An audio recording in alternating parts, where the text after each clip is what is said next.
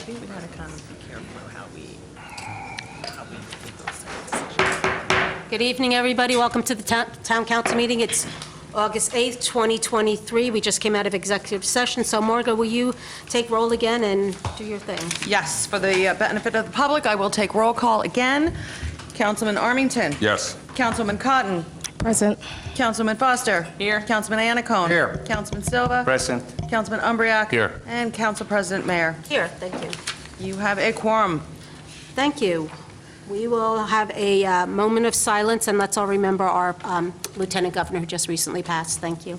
Council President, can we also keep George Jenkins in our thoughts and prayers? George Jenkins' family had been here for a very, very long time. His father was in the police department, realtor in town, passed away the other morning. Okay, So thank you. keep- Thank you for bringing that up.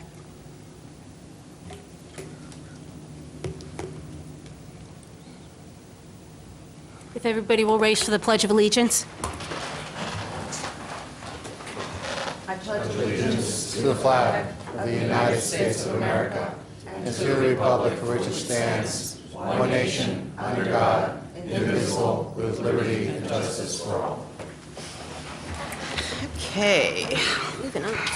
All righty, before we get started, please be aware that public comment during the public hearing portions of this meeting will be held both in person and through the Zoom app.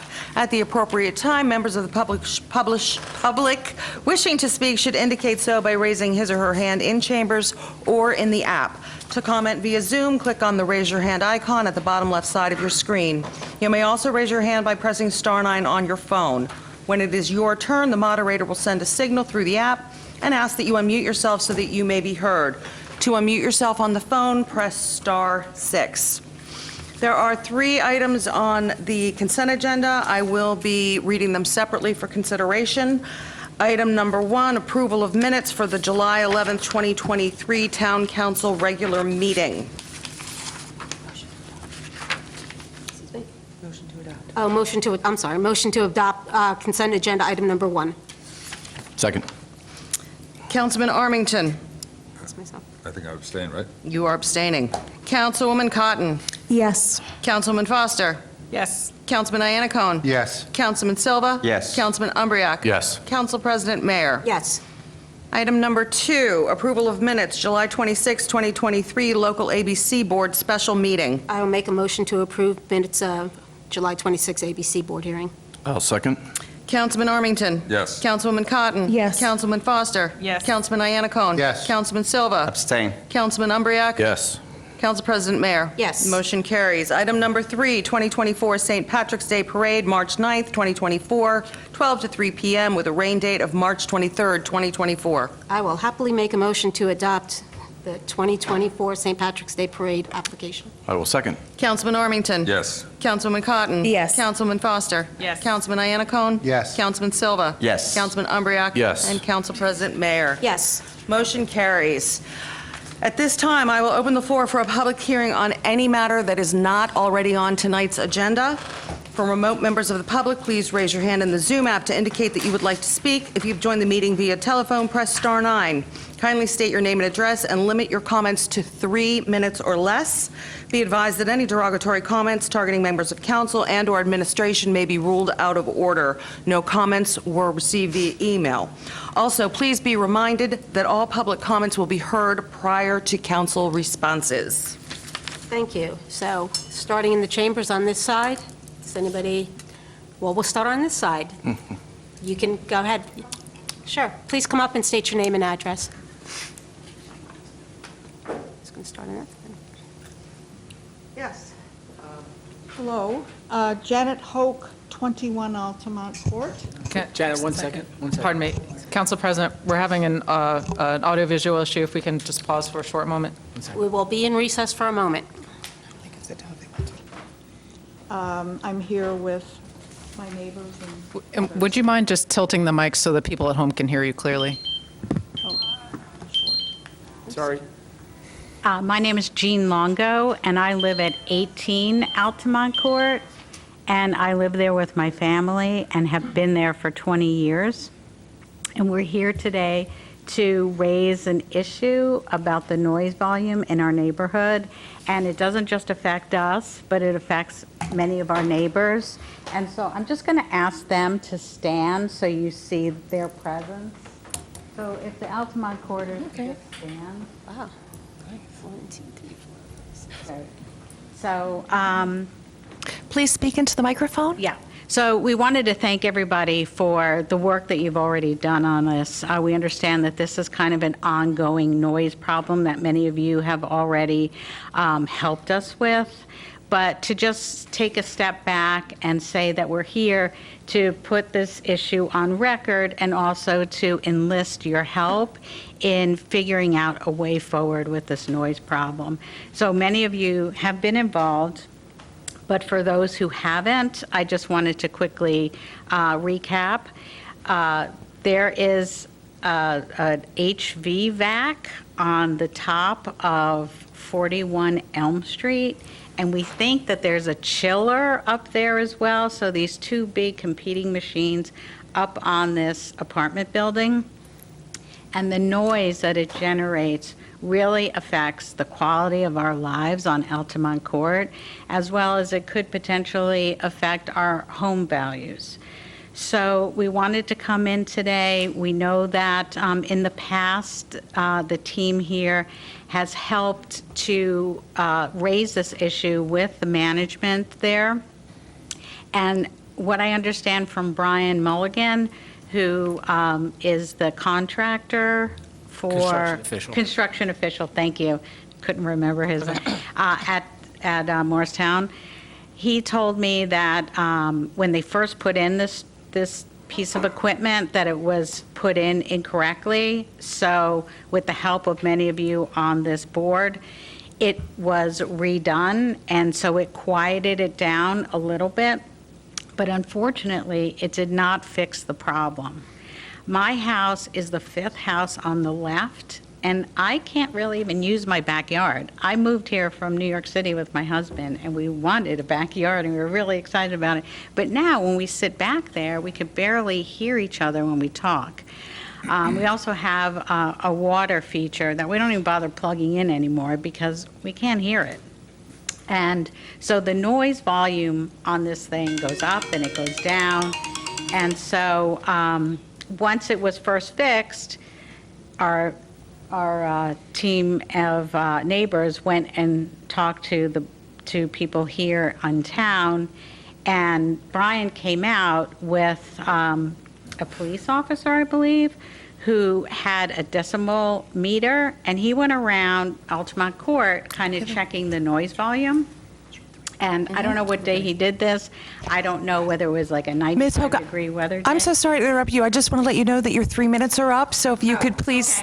So let me quickly say that Sure. we could really use your help, continued help with how we can possibly talk to 41 Elm and get them to recognize that this noise volume is unacceptable for the people who live there.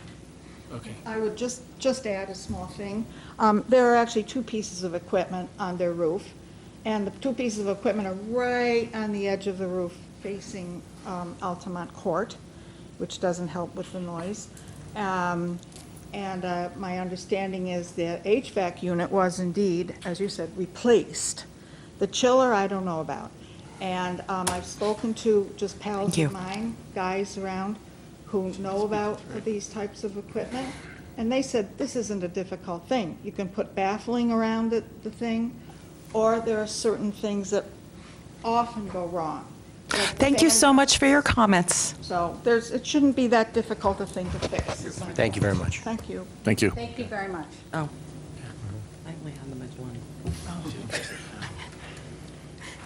Is there anybody else?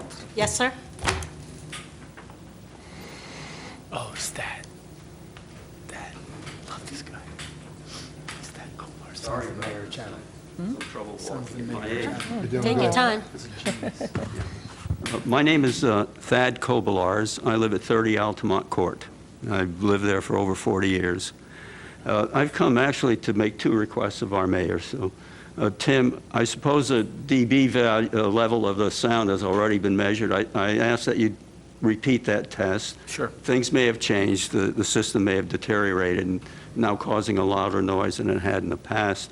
And I ask that it be done at a time of day when we know the AC is fully working, and where the compressor is on totally, so that would probably be in the range of 2 to 3 in the afternoon. I also have a second request. I discovered a dead rat on my lawn a couple of weeks ago. And I know 41 Elm was also responsible for these overflows of their dumpsters. And I might be that this has happened again. So to kill 2 birds with 1 stone, I ask that this code enforcement officer also take a look at the dumpster a day before pickup. The reason for that is that would probably be when most of the garbage is being disposed. You got it. Thank you very much. Thank you. It's good to see you, Thad. Coming up. Oh, no, you've already spoken. You've used your time up. Sorry. Is there anybody else in the audience that would like to speak on an item not on the agenda? No?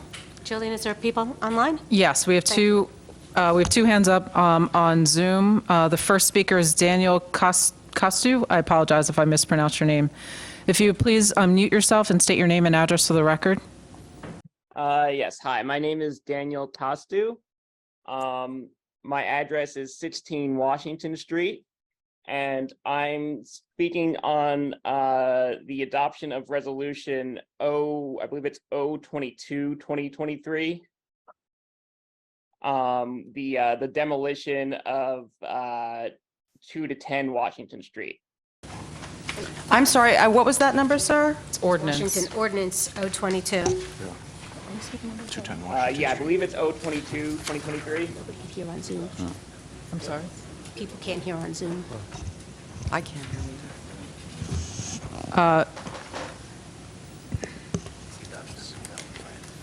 Council President, the speaker is speaking on a specific ordinance. There will, I believe that's on for second hearing.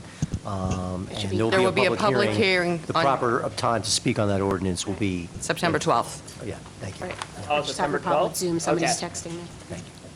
I apologize then. I will speak then. For adoption tonight. No, it's, Up for There was adoption. No, it's up for It's up for adoption. adoption, so I think at the There's a- time of the there's a- public hearing, So you- that would be the time for that. Right, so you have to just give a call back when we get to 022, and you'll be able to be heard. right, just, 020.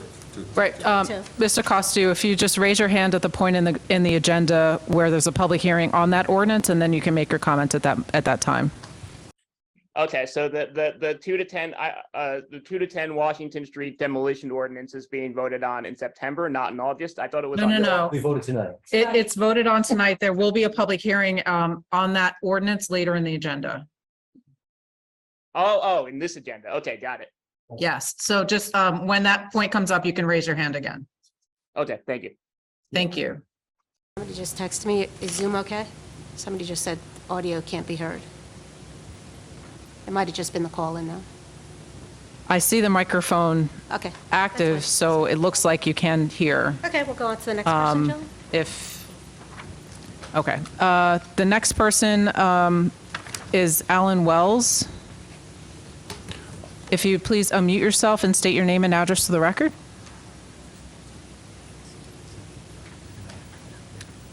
Mr. Wells? Alan Wells? Is Mr. Wells? Mr. Wells, I see your hand raised, and I've given you permission to speak, but you need to, can you hear us? Can he unmute himself? It's unmuted. Okay. I don't know. Okay, I'm not sure. I was just texted that there's audio problems. So, Okay. Close the public hearing. we will close public hearing for now and move on. The gentleman right there wanted to speak. Oh, I'm sorry, sir. Did you want to come up and speak? I'm John Creamer from 18 Altamont Court here in Morristown. I just wanted to reinforce what Mr. Koblar said before about the rat situation. He said he found that dead rat a couple weeks ago and got rid of it. About 4 to 5 weeks ago, we also noticed a rat problem in our backyard.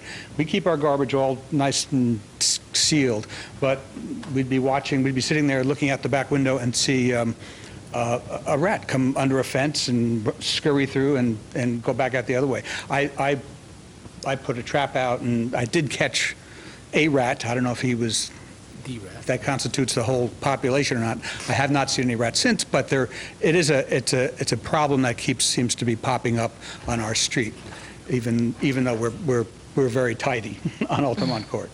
Thank you. Thank you. Thank you. Did we want to give Mr. Wells one more chance or no? Mr. Wells, if you can hear me and would still like to speak, please raise your hand. Okay, we're going to close public session and go into council response to the public hearing. You know, on the concerns with Altamont Court, it's actually interesting with 41, that's the Regency. We actually had issues with them a few years ago that the town actually helped us out with.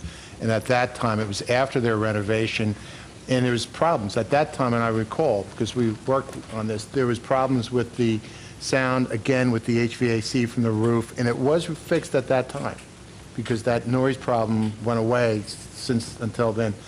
And the other issue we had then was light shielding in the park, because they had put new lighting in, and they had put lighting on the side of the buildings, and the guy that was with code enforcement before Al, and they helped us, and we actually got those things fixed. But we will follow up on this again. I know administration's on it. Speak on it. She'll Excuse I me, know there's no It's a funny rule, but interaction. you can't talk. But we got the full grasp of it, but this isn't new. But also, it's also interesting that you bring up rats, because I will tell you, one of the things that this council did at the initiative of administration was we recently required all closed containers and items of trash be placed in plastic bags. And the reason for that, and I think it was a good thing, is just for that problem, is that trash is kept in a tightly sealed container in plastic bags. It was important. It was more important in the more densely populated neighborhoods in town to keep rats from developing. But I think what you're bringing up is we should probably start doing some checks on the dumpsters in the multi-dwelling and the commercial facilities. And I'm sure we'll take a look at that too. Go ahead, Jillian. Does anybody else have any comments? No, it looks like she's No, she biting at does the have a bait. response for I Altamont do, Court. but I'm obviously going to defer to the governing body. I will defer to Mrs. good, Barrick that was for good. her That was response to this problem. All right, yes, we are aware of the noise issues at Altamont Court. Brian Mulligan, our construction official, has been in very frequent communication with the management company there. We know that they've had repairs. There was a repair on February 27th, on April 26th, on June 28th, and most recently, July 13th. They are bringing their HVAC contractor back again this week. We were hoping they would be there today, but they weren't able to make it today, but it will be definitely this week. And Brian will stay on top of them until the repairs are made. He's also strongly suggested that they consider putting a dampener, what is it called? Baffle. A baffle to further mitigate the noise issue going forward. It does seem like they have some repair issues, but we are on top of it, and Brian will continue to work with them to make sure that the repairs are done in a timely manner. Was there a noise decibel reader that read a decibel, or how loud was it? Do we know? I don't know if we had a decibel reading this time around. I know Brian's been just responding to the complaints to make sure that it's repaired. So, I mean, we could send another decibel meter out again to see what the readings are, but if we know there's a problem, we're going to just make sure that We the know it's loud property now. owner. Exactly. I'm not sure that we need a reading to confirm that, but we certainly will work with the owner until the repairs are made. Property maintenance will handle the garbage issue. Yes, Okay, yes. thank you. I'll just hold my tongue on the daytime noise issues affecting quality of life, and people can't use their backyard. I appreciate that. Good plug, Stefan. Okay, moving on. Mr., go ahead. I'm sorry, Jillian. We need another 5-minute recess just to make sure that the sound issue is resolved. We're hearing it on one side, and I'm getting complaints on another, so I just want to just double check it before we double move check. forward. Everybody, we're going to take a break for technical issues. Thank you. I gotta find one. All right, everybody, we're resuming our meeting, and there will be a presentation of the reval status from Mr. Esposito. Welcome, Mr. Esposito. Good evening, everyone. Good evening. Please talk into the microphone. Of course. And loud. Good evening. Thank you for receiving me this evening. I am here to talk about the revaluation progress. I am very happy to report that it has been uneventful. The progress is moving along very, very well. I'm pleased that the county allowed us to extend the revaluation to 2024. We have inspected, all inspections have been completed. The process of data collection has been ongoing for the last 2 years.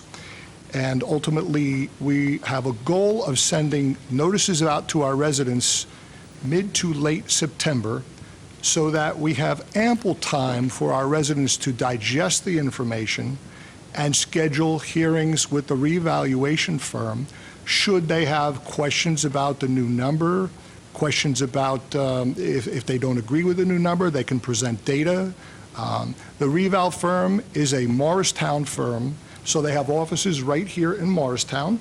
So those informal assessment meetings will be held in their office. They can also facilitate a Zoom meeting, should residents prefer that option. And you'll have a resolution to vote on this evening to allow the letters to go out early, because typically the state doesn't like the letters to go out until mid-November.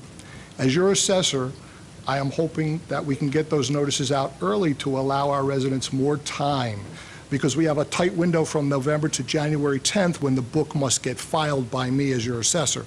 So we'd like to take care of any issues early on so our public is served properly. So with that being said, I do have a representative from Appraisal Systems, as well as Sean Peterson from outside counsel, to answer any questions you may have beyond myself. You know, I just have one question. Sure. So each property owner will get an assessment of their own home, okay? Yes. But to understand whether or not it's out of line, is there also going to be a database available that they can see all the relative values townwide? Typically, the revaluation firm will put all comparable sales utilized on their website, and for a short period, they typically also put on their website Good.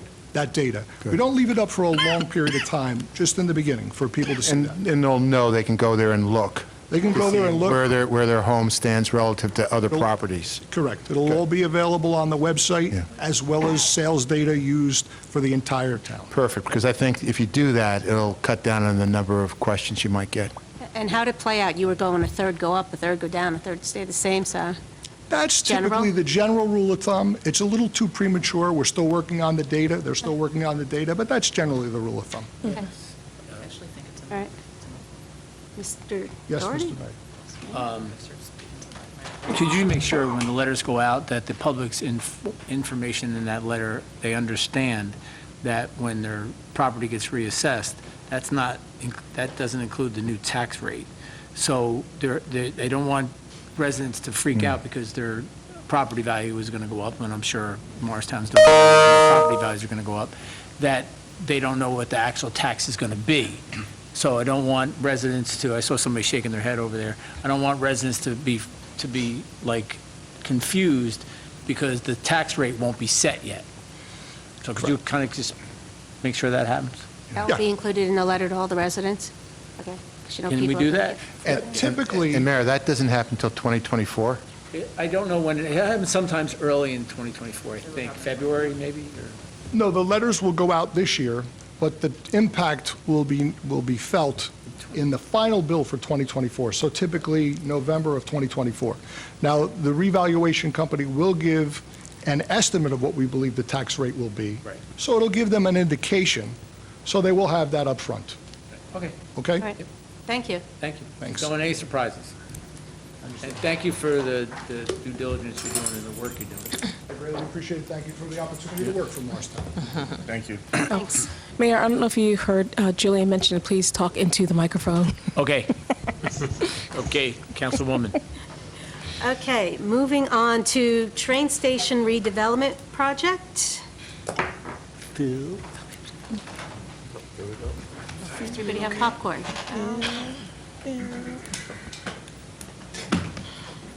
Ooh, let there be light, it's movie time. Where's Phil? Up there. The Chris Show.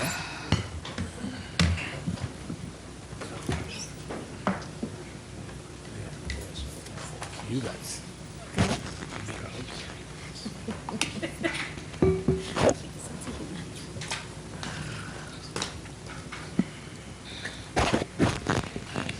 Chris, are you doing the presentation? Me and Phil are going to do it, yeah.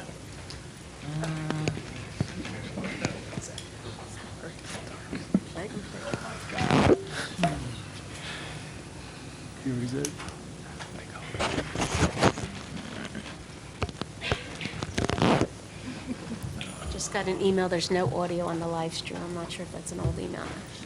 You got it? That might have just come through, though, in an email. This happened before, too. Well, we're going to deal with that at the end of the meeting. Bill, Test, Pen's test, aye. test. Okay. It's not you, it's them. Yeah, I was going to say. I know contacts Wait. are bad, but they're not there. Fixing and using meetings, and I'm just going to say. All right, so if we close one eye and put our hand over it. It was fixed before. It was. Blame me, Mario. Get blamed for it. How does that? Works. That live stream works. Just tested it. Okay, thank you. All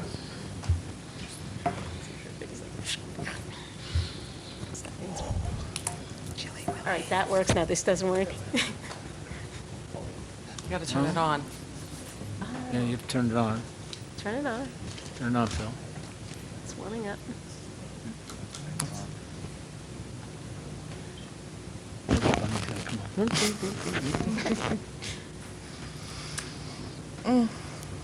Okay, just for the public, we're waiting for the projector to work.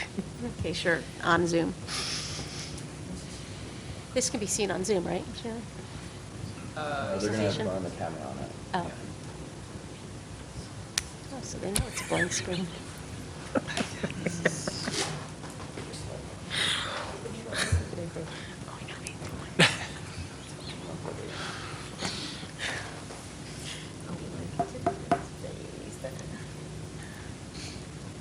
Oh, the projector broke.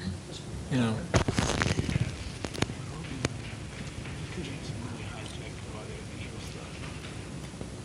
Is it broken? Doesn't work, Phil. Something's coming on. Oh, it's coming on now. Yay, Phil. Is that you? Maybe your firm should upgrade the. Yeah.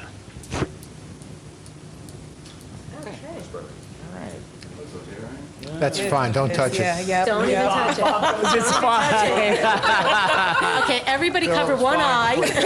Let Chris get his mojo back and get his presentation going. Disconnect the visual signal. No, not the cord. You know how you, on your computer, how you turn off the display?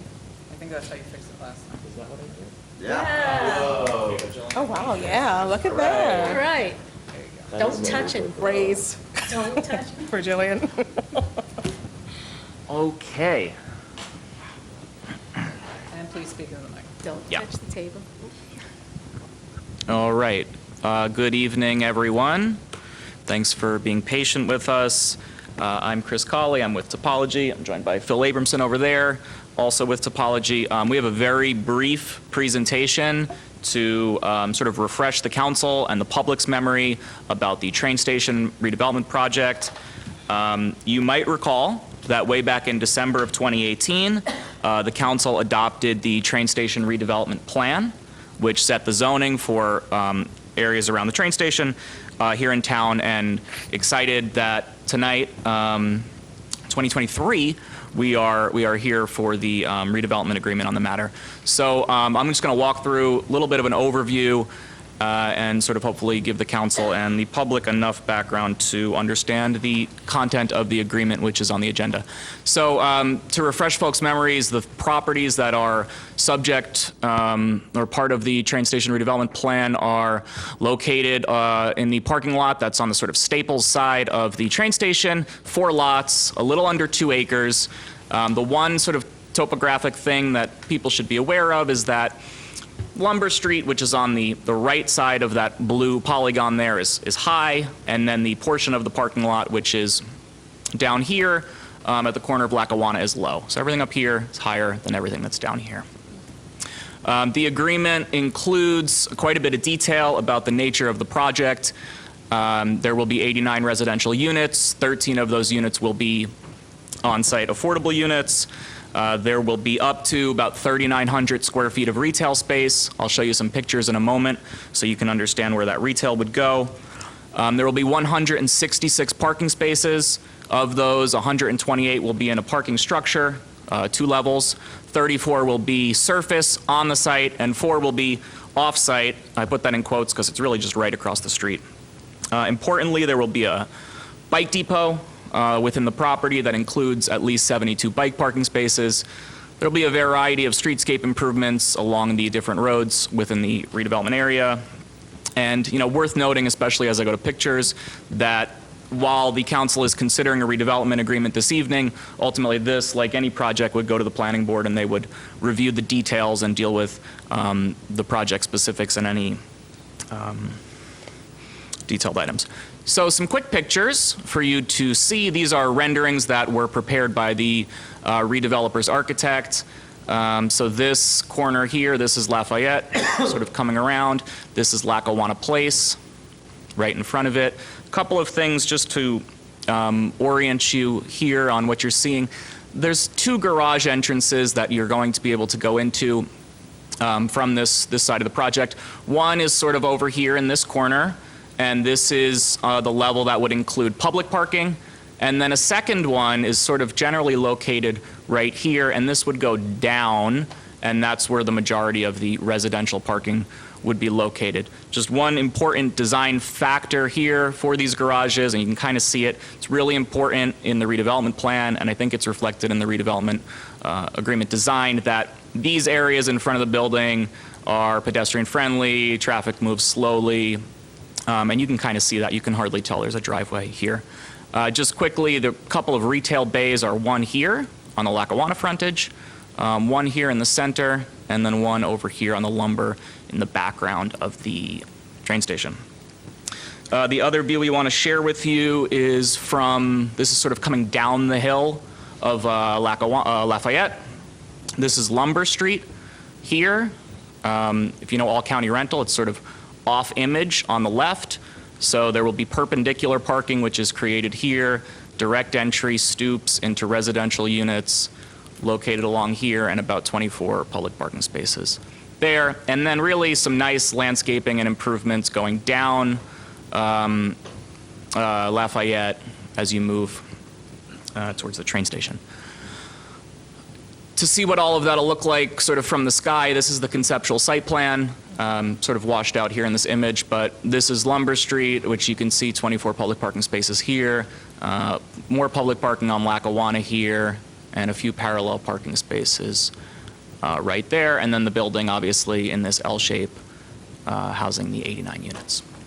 So that's kind of the quick little snapshot that we wanted to provide. Phil and I are happy to answer any questions or hear any comments, and thanks for letting us talk. So the parking spaces on the other side of the train station, there are 3, it looks like, parallel. But These ones? Yeah, all the head-in parking is going away? How many, Yeah, so that's... How many spots are we losing there? There's like 13 spots here, and the idea is that those 13, because it's being reoriented, are sort of being reoriented themselves to have 4 parallel here, and then these 10 which don't exist over on this location. I don't know if you can see in the image, but there's 10 angled parking spaces Is the in that entrance off location. of Lackawanna changing from where it is now? Or for Lafayette, I mean, changing or not? No, this is all the same. So this is one way in now and 2-way here. And basically this creates, I don't want to use the word roundabout, but this creates like sort of circulation here that if you come in, you can go and loop back out. So that the circulation pattern of Lackawanna is generally staying the same. Okay, and what's the landscaping behind the building on Lafayette? It's hard to see. On Yeah, the so that's kind of what you're seeing here. The redevelopment plan, and I'll say that that's like probably really a planning board detail that they're going to have to get in the weeds on. There's some terracing coming down, and there will be plantings along here, sidewalk along here, and this is conceptual. This is sort of the vision, but they'll work into those details at the planning board. How many stores? Is that 4? Yeah, so it's 4 here, and I mentioned the topography earlier. So it's like, if you look at it from Lumber Street, it's going to look like 4, right? But if you look at it from the low point, it's 5. Chris, just for the benefit of the public, I I believe 31 of the inside spots are going to remain public parking from 8A. You may want to go through that, and 34 of the spots. So we're not losing the public parking associated with the train station. Sure, so you're keeping 69 public parking, at least 69 public parking spaces as a result of this project, 31 of which will be inside the structure, which, John, 8 to 6? 6 a.m. to 8. 6 to 8, and 34 of which will be outside, both on Lumber Street and on Lackawanna Place. I have to say, I still think this is a good plan. And I'll point out to everybody, this was a 2018 plan. It took a long time to get here because I think the town was working with the various people involved to basically get some properties released from the DOT, Department of Transportation, I think. And that's why it took so long to get here? Transit, from New Jersey Transit. So that's a good thing because, quite frankly, they don't take good care of this building as they should. Got that right. You know, and I think having this kind of improvement kind of at least gets that back end cleaned up and properly maintained. Now we got to work on the front. Beautiful. Does anybody else have any questions? Okay, thank you. Thank you, Chris. Thank you, Phil. Great job. Exactly, sat right back there. Okay. Mayor Doherty, would you like to do the report of the mayor? Oh, Town sure. official? Sure. We're going a little out of order. I'll go as fast as I can. Let me thank Topology again for bringing that back up, and I'm going to put it on the record. Bijou is here. Raise your hand. You guys are in here. They stuck with this for 5 years, through a lot, and this, as you just saw, is an absolutely stunning, beautiful development at our train station, and what I think the state of New Jersey believed in back in the day when we became the first transit village in the state of New Jersey, that this is what is envisioned in transit living. And it will only boost transit riders, help the economy, and I think it'll also bring east to west people coming from the east out to the west, which is our community. So thank you for sticking with us. We really appreciate it, and thank you to the council for sticking with it for 5 years and all the stuff that you guys had to go through for 5 years. Okay. Morristown Partnership had Meet Me in Morristown, July 20th. The 26th, co-home event, Billy Byrne was honored as the Advocate in Action Award, which honors those who have made significant contributions to disability rights in our community. But I also want to recognize Frank Vitola, if he's still here. He may have left. It's right there. Frank was also honored at that event for the work that he does pro bono to advocate for people with disabilities, and that is a very honorable thing that you have done. July 29th, Central Biblical Hope Day Festival was at Coldwell Park. It was very successful. Great turnout. Yes. Yes. And Excellent. Yep, it was excellent. August 2nd, movie night at Ligerwood, the Rise of Gru. The 6th was Calvary Baptist Annual Family Fun Day at Coldwell Park. And the Councilwoman Sheba Foster and I spent some time there. Sunday it was packed. Tawana I was went. down there. Mhm. She came. Yeah, you must came down after we left, and then it was packed. It was just a great turnout for Calvary and in the whole surrounding area. So it was very, very impressed. August 8th, Division of Aged hosted the annual Senior Summer Shindig in the Morristown Senior Center. That's today. So we had close to 100 seniors that came out in August for a little shindig.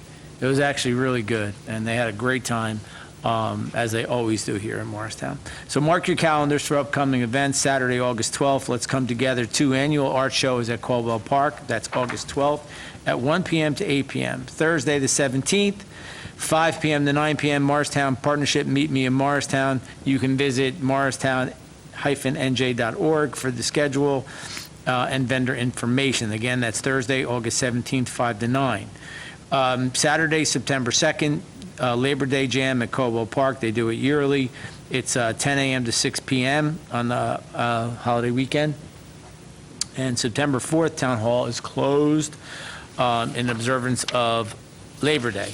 And just briefly, as this came up and it was in the newspaper, I did a tour yesterday with the chairwoman of the Housing Authority, the council primary-elect candidate, Tina Lindsay, my assistant, the owner of the construction company, ETC, Keith Kennard, and did a full walkthrough on 31 and 39, spoke to many residents about some of the issues that were brought up at the Housing Authority meeting, where Councilman Iannacone, both of us were in attendance of. They are dealing with all those issues, and the feedback I got from the seniors was excellent. I was in many apartments. They were more than happy to bring me in and show me their new apartments in the buildings. Even though the buildings are still under construction, the day rooms and areas, the apartments are, a lot of them are done, and a lot of people have been moved back into them. And it's an upgrade in the quality of life in our federal buildings for, senior buildings for our seniors. And so we just have to keep our finger on the pulse and our foot on the gas pedal to make sure that the construction company continues to do what they're supposed to do and continue to work with the Housing Authority to make sure it happens. Other than that, I don't think I have anything else, Council President. Thank you. You're welcome. We'll move into council liaison reports. Tawana, would you like to go first? Yes, after this last word. Okay.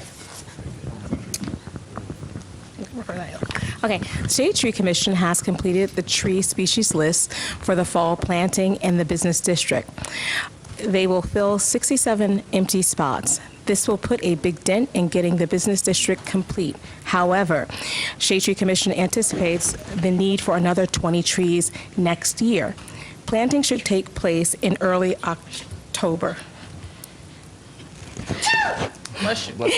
The Shade Tree Commission has many events coming for the fall, so stay tuned. Thank you. Mr. Anton? Sure. You know, the Morristown Housing Authority met in July.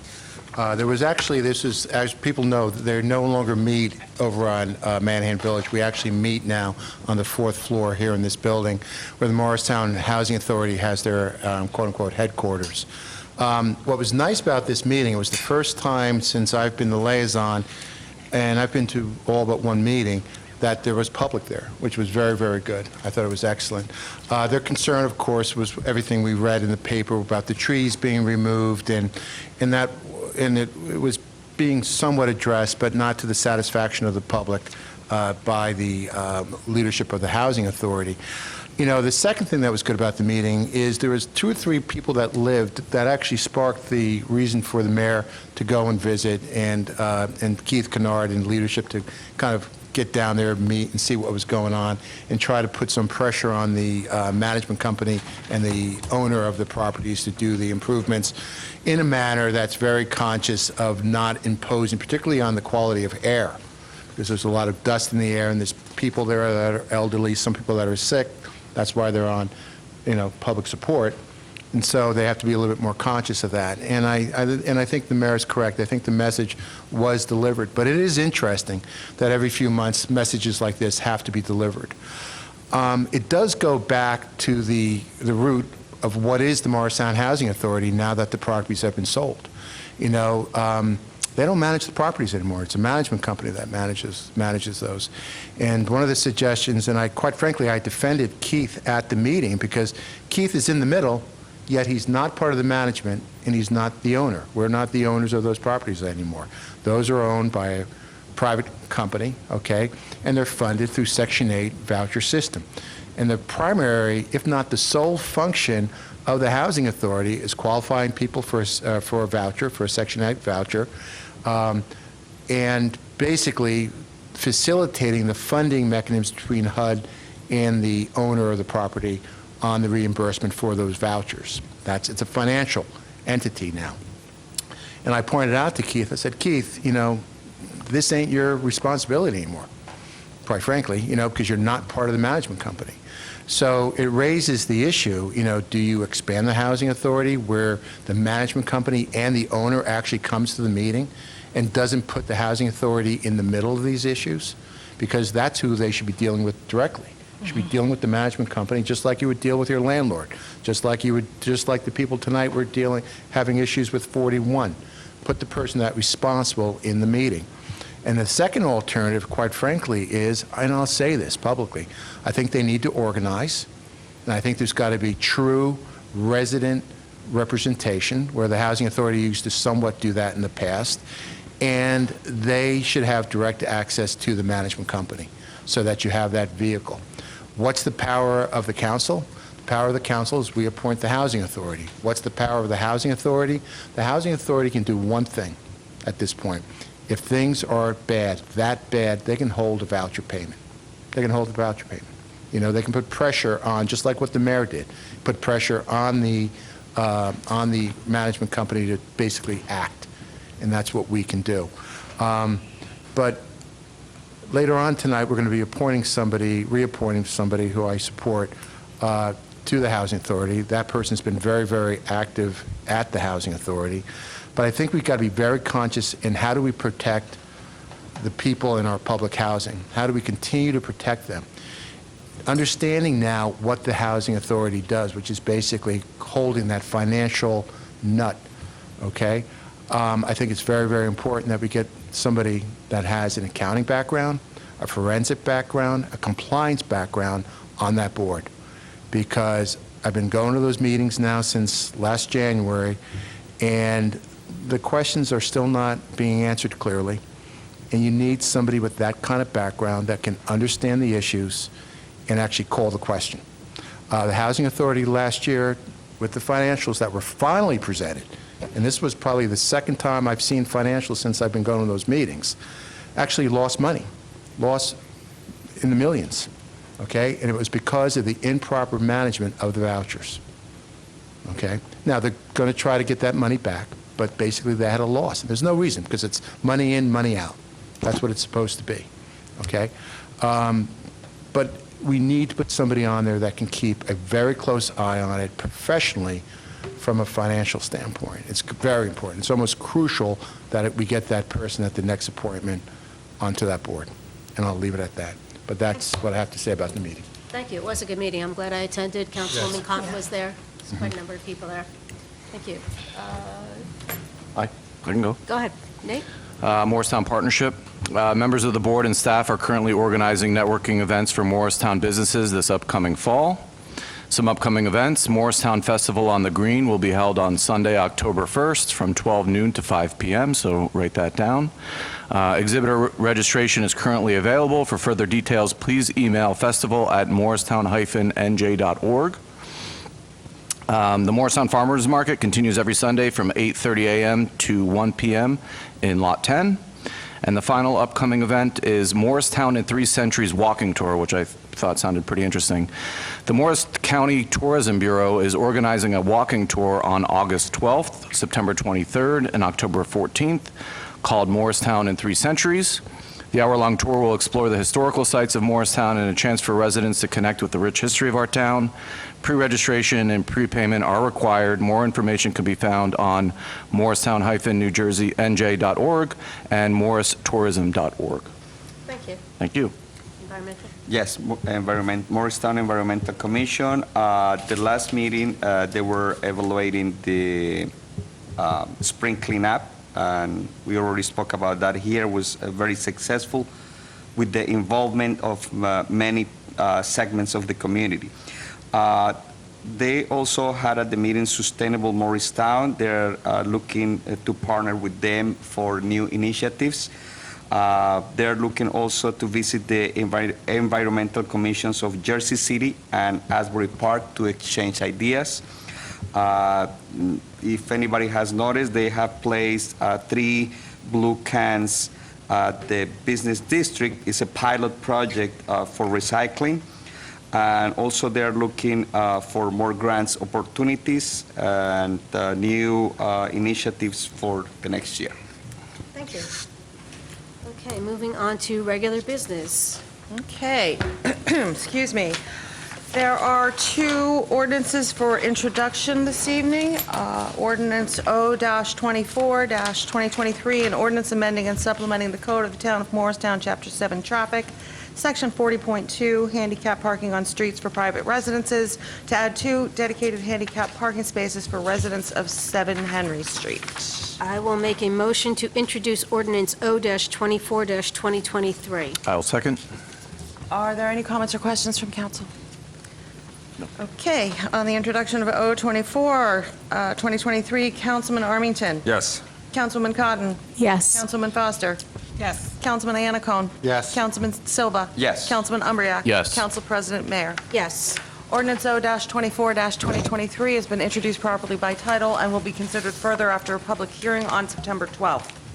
Ordinance number O-25-2023, ordinance amending and supplementing the code of the town of Morristown, Chapter 7 Traffic, Section 7-12.2, time limit metered parking, and Section 37 loading zones. I'll make a motion to introduce ordinance O-25-2023. I'll second. Any comments or questions?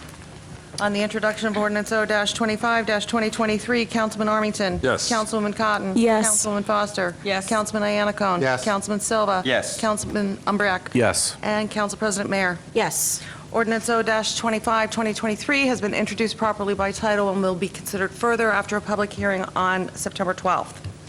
We have 4 ordinances on the agenda for public hearing and adoption. I will remind members of the public, when I open it up for public hearing, please kindly state your name and address and limit your comments to 3 minutes or less. Ordinance O-11-2023, an ordinance amending and supplementing Chapter 30 Land Use Regulations. I will make a motion to adopt ordinance O-11-2023. I'll second. Okay, at this time, I will open the floor for a public hearing on ordinance O-11-2023 only. Anybody? Is that guy speaking? Mr. Vitola, the man of the hour.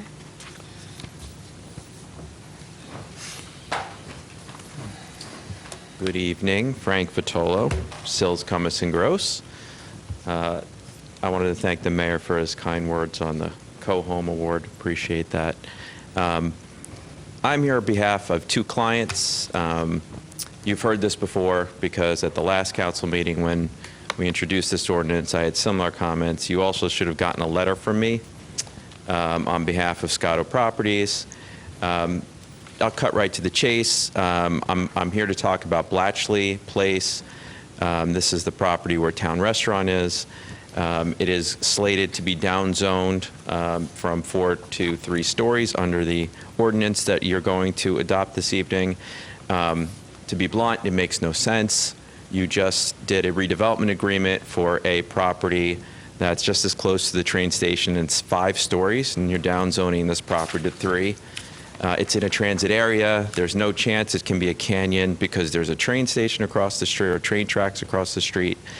And it really is not consistent with what the re-exam or the master plan says. So that's the first property. The second property is the Medical Arts Building on Elm Street. This is the single-story building that has medical offices that's adjacent to Bank of America. This building's also slated to go from 4 stories to 3, and you're reducing the density to 20 units an acre. 20 units an acre on the strip going down Elm Street is half of the lowest density. The density ranges from 40 to 115 units an acre in that vicinity, and you're downzoning this to 20 acres. It's going to make it virtually impossible for the ownership to do anything with that building. You're really handcuffing the ownership there. There's apartment buildings. You just spoke about one of them, but there's apartment buildings down that street. And this building really is an Elm Street property. And I think what you guys were focusing on was South Street. So those are the 2 properties. I'm here on behalf of Scotto, which I strongly urge you to remove from the transition zone. And then I'm also here on behalf of Headquarters Plaza ownership. This is the Olnick and Fisher organization, and if you recall from the last time I was here, this ordinance will downzone by 9 stories a building that they could do on Spring Street. And again, in continuing the theme here, that's going to make it very, very difficult for the ownership to do anything about the garage facing on Spring Street. They had some plans to do something that side, but lowering it to a 5-story building on that side really makes it difficult as a construction and financeability matter to do anything there. So I appreciate the board listening this evening, and those are my 3 comments on the proposed zoning. Thank you, and have a good evening. Thank you, Mr. Vitola.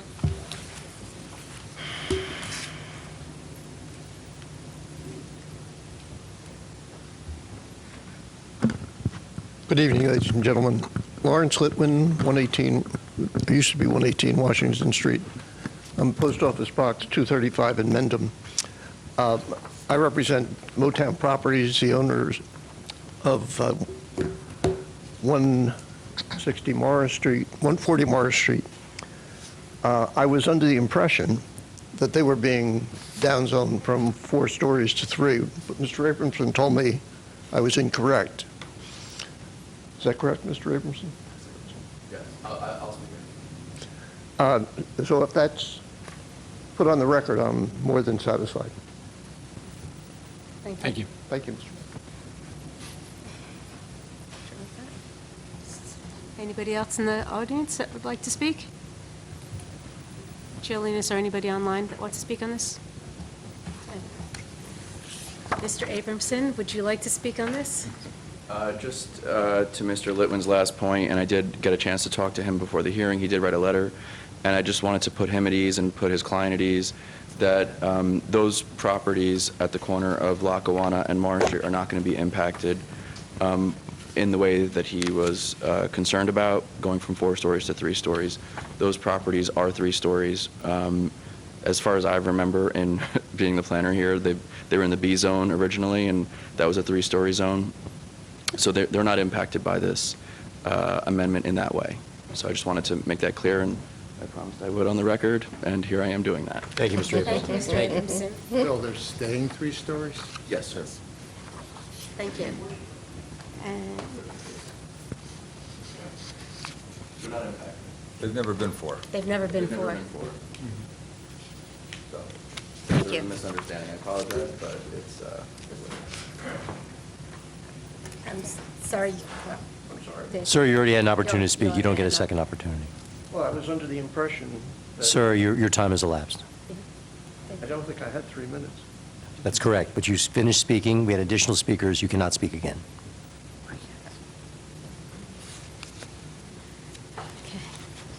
Thank you. Any comments or questions, council? Any comments or questions from council? No. Okay, on the adoption of ordinance, I just have a comment, I just wanted to remind the council that this issue essentially was promulgated by the master plan, where the planning board in 2008 and then again in currently pretty much. Councilman, I'm sorry to interrupt you. My apologies. I don't think we properly closed the public hearing. Oh, I'm sorry. I'm so We're closing? sorry to interrupt. I'm sorry. I apologize for that. We're Yeah. closing public comments on ordinance 022. 11. 11, 2023. So basically, the master plan that we adopted in 2022, talks about the current problems, and in that section, in section B, height and scale within the town center district, it says the planning board raised concern that the proliferation of taller structures, particularly where the existing built environment is predominantly 2 to 3 stories, would detract from the town's historic fabric. Furthermore, the maximum permitted height, significantly taller than the existing height of smaller historic structures, risks creating an incentive to demolish such structures for more intense modern development. So this is really a policy decision by the council to support the basically not really necessarily preservation, but to discourage the demolition of the existing downtown business districts. The word historic is sort of a misnomer. The New Jersey Department of Environmental Protection Historic Preservation Office defines a historic structure as anything greater than 50 years old. The last time the town did an assessment of our historic structures was in 2003. So pretty much everything except for the new fantastic 7-Eleven building is historic or potentially historic. So that really this is a policy decision to that effect. Thank you. Go to a vote? On the adoption of ordinance O-11-2023, Councilman Armington. Yes. Councilman Cotton. Yes. Councilman Foster. Yes. Councilman Iannacone. Yes. Councilman Silva. Yes. Councilman Umbriak. Yes. Council President Mayer. Yes. Ordinance O-11-2023 is adopted.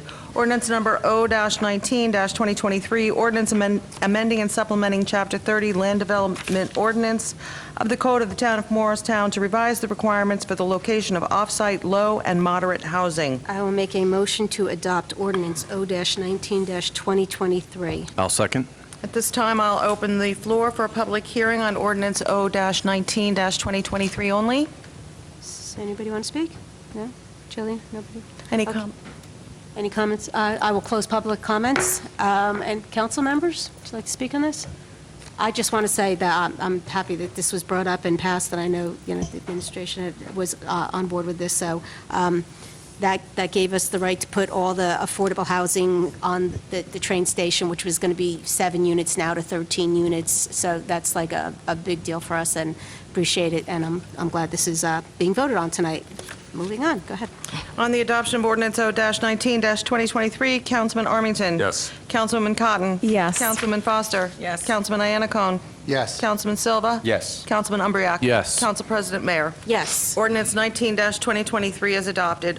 Ordinance number O-22-2023, an ordinance of the Town of Morristown, County of Morris, New Jersey, adopting a redevelopment plan titled 2-10 Washington Street Redevelopment Plan for properties located at 2, 6, and 10 Washington Street and identified as Block 5906, Lots 6, 7, and 8, as shown on the official tax maps of the Town of Morristown pursuant to the local redevelopment and housing law and JSA 40A:12A-1 et sec. I will make a motion to adopt ordinance O-22-2023. I'll second. At this time, I'll open the floor for a public hearing on ordinance O-22-2023. No, we know we have one caller who was calling before. Are they Yes. still on? Okay. Yes. Daniel Costu, if you please unmute yourself and state your name and address for the record. Yes, my name is Daniel Tostu, and I live at 16 Washington Street. Go ahead. Okay, so my comments are that I'm currently looking at the demolition site out my window right now, and I understand that residents of my building are going to have to make significant quality of life sacrifices in order for the redevelopment to happen. Like, I recognize that. But what I'm asking that the council do is possibly require the contractor to work with the residents in order to mitigate these quality of life sacrifices as much as possible. Like, for example, requiring them to inform residents in advance of exact dates when particularly disruptive events such as demolition or pile driving are going to occur so that residents can make arrangements to stay elsewhere.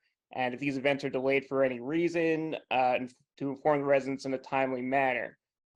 Also, require the contractor to adhere to Municipal Code 333B and C, possibly include penalties within the contract for violating the underlying ordinance in addition to the normal fines, because the other adjacent projects going on right now, 9 through 12, that the same lots 9 through 12, the Skylar Lofts project, they don't care about these ordinances. Like, the ordinance requires they can't do work before 8 a.m. on weekdays, 9 a.m. on weekdays, and they've never adhered to that. They're here well before that every day. And when they started demolition, we tried calling the police, and the police did stop them to their credit for the day, but then they'd come back the next day, be earlier, be louder. So eventually I just gave up. So I just want to make sure, now they're well into that project now. It's a lot quieter now, so I don't really care much about that right now. But I just want to make sure that this doesn't happen again with this other demolition. The other concern I have is possible air hazards from the demolition. I don't know what kind of substances it's going to release into the air, but my window's right next to it, so a report on that would be nice as well. And I think that's all the comments I had. Yeah. Thank you.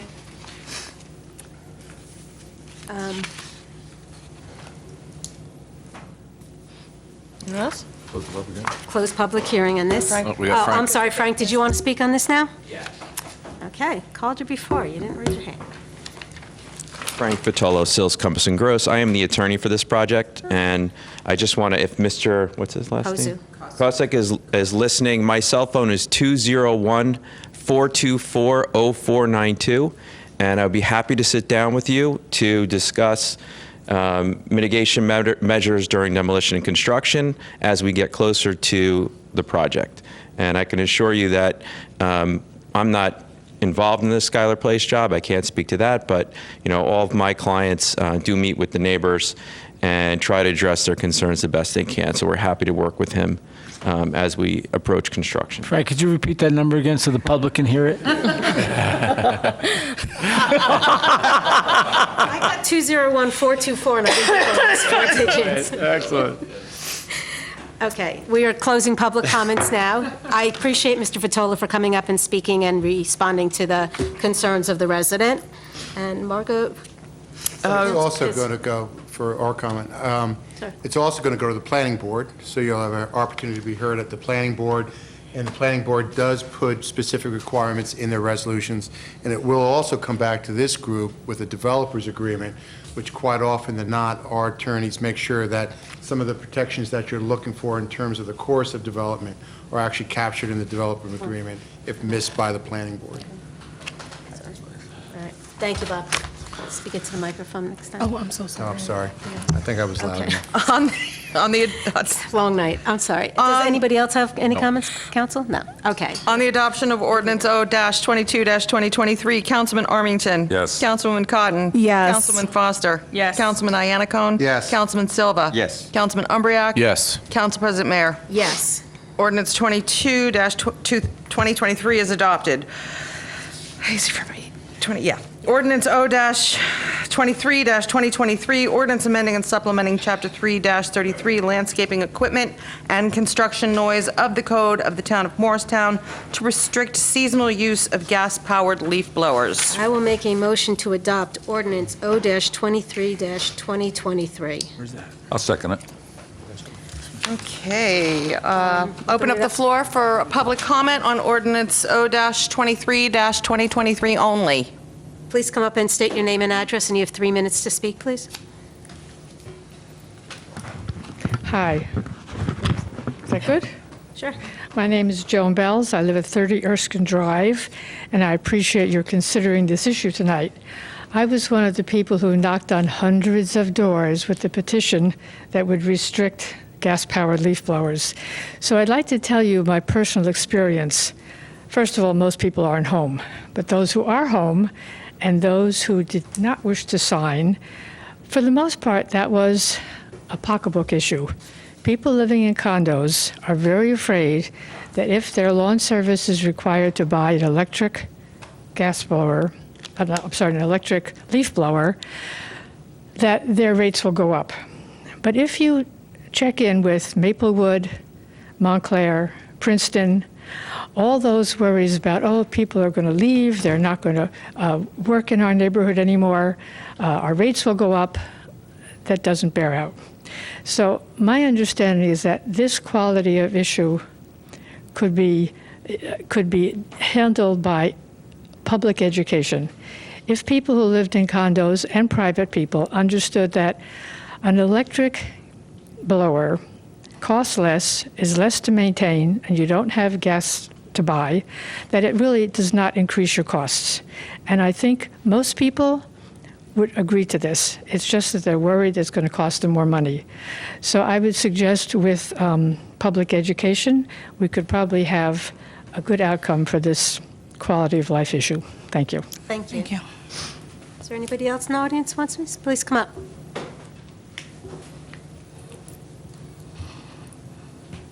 Hi, I have to come as often as is needed. State your name and address. Exactly, because my name, Katharina Hellner Apelt, so that I don't have to spell it each time I'm speaking. Do I have to? No, I have it. You have it? Okay. Yes. Just a joke, sorry. I'm very happy with this ordinance, and I talked to Stefan when he was collecting signatures. Because I don't have a huge problem with these gas blowers when they are used for the purpose they are meant to be in the fall, and it's used by the property owners, by the landscapers, in the correct way, meaning they start at the fence, they blow it in the middle of their property, they collect it, they bring it to the curb, and it gets picked up. Suddenly, when spring comes, this system doesn't work anymore. And I live on the second, third floor, so I have a great view. Now, at that time, everyone who uses these blowers starts, guess what, in the middle of the property and blows to the fence, through the fence, over the fence, under the fence, whatever, to the next neighbor. And of course, 2 days later, that neighbor, guess what, does the same thing and blows it back. So I've never seen any real purpose really for the use of these blowers from, let's say, April till September. And honestly, if there's just a little bit of dust in your driveway, why don't you take a broom? I mean, years ago, we still had trees, we still had dust. We used brooms and rakes, but it looks like nobody's going to use them. So I would be more than happy if you could really take care of this issue. Appreciate it. Thank you. Thank you. Anybody else in chambers? Sure, come on up.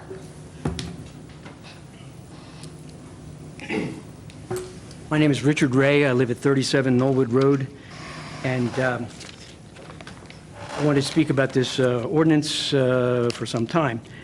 There are three, I don't have much time, so I'm going to condense this. There are three basic lies in this whole presentation here. First one is that there's a plague of noise in Morristown attributable to gas-powered leaf blowers. I've lived at my present address for 39 years. I've lived in Morristown for 41, I think. I almost never hear a leaf blower, almost never. 5 of my neighbors, I should say 5 of us on our street own leaf blowers, including myself. 4 of my neighbors have professional landscapers come to their property. And like I say, I seldom, I can't say ever, but I seldom hear a leaf blower, and never at a time where it disturbs me or prevents me from having a phone call in my home or anything. It doesn't interrupt anything. So I don't see this noise complaint having any validity whatsoever.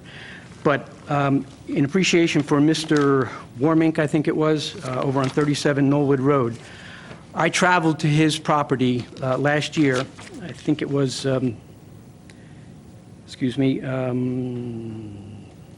81 days. I made observations of noise in my neighborhood and his neighborhood. I think all but a few of those 81 days that I go to his property and listen for noise.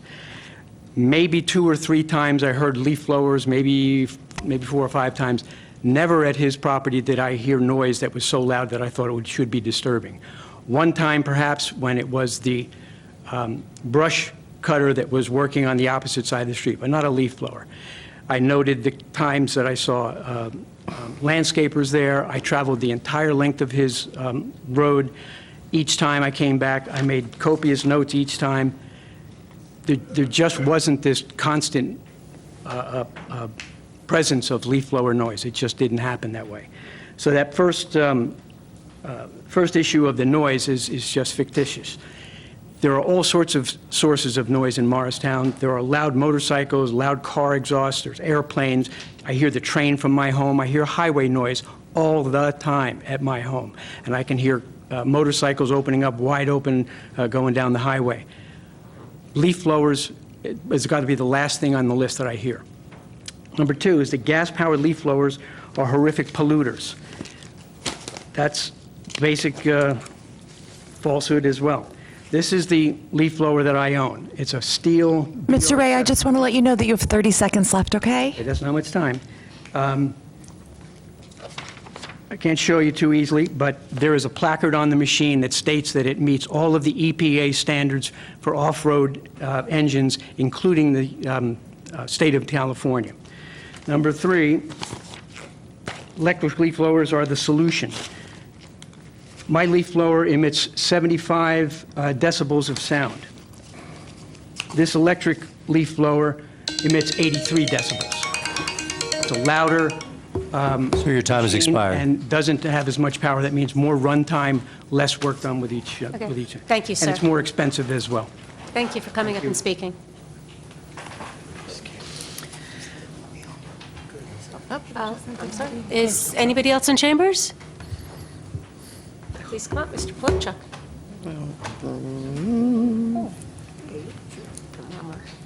Good evening, everyone. Steve Polipchuk, 106 Early Street. I just want to speak in favor of this ordinance. I believe in very powerfully for this ordinance.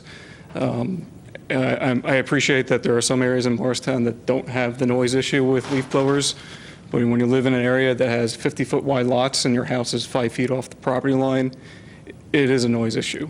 Like many people over the past 3 years, I've been shifting to work from home. There's been many times where I had to either close my windows, move to another room in the house, just to even work. Forget about taking a phone call. 100-year-old house, it's not air sealed. That leaf blower goes up next to me, the fumes come into my basement where I'm working, and I can't stay there. I have to wait until he leaves, open all the windows, and try to get the fumes out. It is a noise issue, too. It currently violates the noise ordinance. There's no doubt about that. But because they're transient and they're not a constant issue like a HVAC system on top of an apartment, it's hard to enforce it. A blanket ban during the part of the year where you really do not need that powerful of a leaf blower. We're talking January 1st to September 30th. That's not a time of period that you're cleaning up large piles of leaves, heavy wet leaves, where you need a significant machine to do that. Shifting to brooms or rakes or something like that to clean up the grass clippings that are on the sidewalk is not a big ask. This ordinance, as I'm sure you know, has that exclusion for that fall cleanup where you really do need them. As you drive through town, not only is the noise an issue, but the few nice days that we're having over this summer where you can actually have your windows open, you're closing your windows just to avoid the dust from coming into the house and breathing in all that. We're all well aware the air quality we've had this summer has not been the best because of all the wildfires and everything. Let's address something that we can. We can't fix wildfires in Canada. We can't fix every motorcycle on 287, but we can fix a quality of life issue for our town and ban leaf blowers. So I urge you to please vote in favor of this adoption. Thank you. Thank you. Thank you. Anybody else in chambers?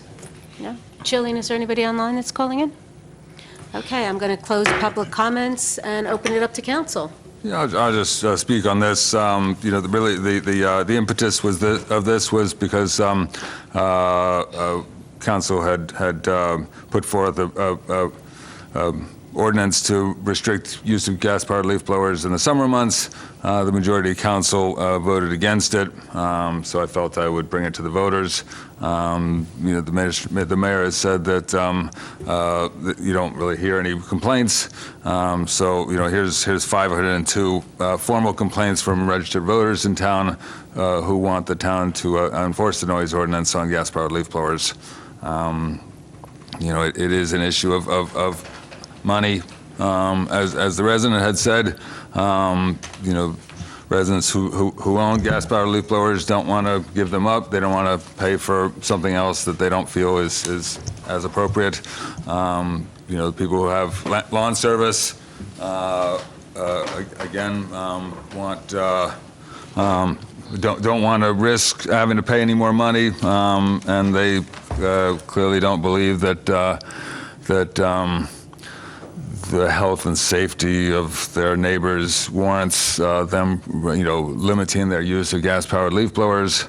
I had a conversation with the administration back when we were talking about the summer ban. They were saying it would cost the town $15,000 to $20,000 to rebuy, the 12 gas-powered leaf blowers that they own with all the batteries, and they didn't want to do that. So the question really comes back down to, is the quality of life that the noise ordinance provides worthwhile? Or is it more about the money? Again, the noise ordinance was adopted in 2021. It was proposed by the administration. It's adopted by everyone on this council with the exception of Councilman Umbriak. The question now is it worth enforcing? The mayor at the last meeting, I believe Jillian wasn't here, stated on the record that the town does not enforce the noise ordinance on landscape and equipment because it will Not pit what I neighbors said, against pet Councilman. neighbors. Don't misspeak of what I said. What did you say then? I said that if you expect a police officer who's in the middle of a traffic stop to go on a call because somebody's using a leaf blower to stop what they're doing and the police to enforce a leaf blower, that's the angle I went. And let's be clear. The administration has no authority over making law. I understand that. You guys do. And if you can't get 4 votes to get a law passed, then that's why you're going to referendum. So don't look at the administration. It's your job, not our job. So don't put it off on the, you're making it sound like the administration put roadblocks in front of you. We did not. Get your 4 votes, you get your ordinance passed. And let's be clear on another thing. You're not banning leaf blowers in those months. You're just banning gas leaf blowers. That's correct. So Mr. Ray, who came out with the decibel reading higher than his reading, and look, I'm not taking a position on it, but I want the public to understand that they can still use electric leaf blowers all year round. And the decibel readings on that electric is higher than his gas. So I just want the public to read, because it sounded like you're saying it's banned for a period of time. It's not. It's just gas. You could still use electric leaf blowers. Just don't make this sound like the administration put a roadblock. Your job as a legislator is to create law, and you have to get 4 votes to create that law. If you can't get 4 votes, that's not our fault. All I was saying is that it is a noise issue. Mr. Ray confirmed that his blower exceeds the decibel limits established in the noise ordinance. All leaf blowers, within 50 feet of residential properties, all gas-powered leaf blowers, exceed the noise ordinance. Do we care enough about enforcement of the noise ordinance as stated by the clerk's office? To me, the town has not issued any noise violations townwide, day or night, since the noise ordinance was adopted. Is that a statement that there is no issue of the noise as suggested by Mr. Ray? Perhaps that's what is happening. No, I'm sorry, sir, you can't speak out. Can't speak out. But so that, it's Council President. So that's another misstatement. The business administrator never said that we didn't respond to a noise ordinance. The police chief is in the back. His police officers go to noise. Hold on. You just made a statement. The administration doesn't respond to noise ordinances. I did not make that statement. Yes, you did. You just made it. My statement was that the administration has not issued a violation of the noise ordinance. You can't issue a violation if someone doesn't allow you onto their property to take a noise reading to issue that. Am I correct, Chief? That statement's not correct, Councilman. The statement. And another, for the record, no, Stefan. Excuse me, sir. If you're going to The statement that I made is that the town has not issued any violations of noise. The only one who calls for violations. If the administration is not able to enforce the noise ordinance, then there's no point in having a noise ordinance, period. There's a lot of laws that are on the books that you can't enforce, that don't get enforced because you don't have the manpower. Do you expect, as a council representative, do you expect that the police are going to spend all their time chasing one call on a noise ordinance when they're in the middle of doing some policing? No, right? The police have the right to prioritize all the laws that they believe are a priority. They do. We don't. We don't. We don't have the authority to dictate to the police how they run their police department. And you're kind of bringing it to like it's the administration's issue, okay? And if there's a noise complaint, we follow up on it. You've complained about noise. It's been followed up on. We as the administration, so the public knows, do not get a lot of calls on noise. 1 or 2 calls we get. We do not get a lot of calls on noise ordinances. And if you need me to print out and bring to the council every noise ordinance that we've gotten, I'll bring it, and it's very few. That's not a misstatement. I'm not saying that. Okay, well, don't make it look, you're kind of making it sound like the administration's not enforcing, and it's not factual. Okay, Speak the facts. Speak the truth. okay, Can I go next? Sure. okay. You sure you want to? If you dare. Yeah, I will dare to go on this one. The petition was filed, so the petition has 502 valid votes. And the purpose of that... And the signatures. Well, votes, okay? Because basically they're being confirmed from the voter records, I believe. Okay, so they're votes. 502 votes is a lot of votes, And I'll call them votes, okay? Because I think it should go to referendum, and I think it should go to petition, okay? The way I vote in my ward on behalf at this council is I do a lot of polling of my constituents. I have a regular email chain. It goes out there. People call me back. People respond to me. I will tell you, I don't know how to vote on this one, okay? I think it does have to go to a referendum, okay? I think it should go to the general ballot and should be voted on by town-wide, because I got opinions both ways. I got opinions both ways. And it's, for some reason, has a lot of controversy to it. I think the underlying importance of the noise ordinance is very important. We heard it tonight with reference to 41 Elm. Okay, it's very important. Okay, but I think this is something we went through the trouble. It was voted down. Okay, I will take responsibility. I was the swing vote on that. That basically voted this down. I think I was. Yes, you are. Okay, and I'll take that responsibility for it. Okay, but you want to know something? Keep talking to people, bring it for referendum in November. It's going to be on the ballot, because the purpose of tonight really was just to confirm that the council is not changing its position and that this should go on to the ballot in November, and I do think that it should go on to the ballot in November. I will also tell you how I personally vote, okay? And I tell people when they call me and they tell me what their opinion is, they say, Bob, what do you think? I signed the petition, okay? I did sign the petition, okay? I do experience what other people don't. I do experience. I work from home from time to time, and I hear it, and I do know what you're talking about.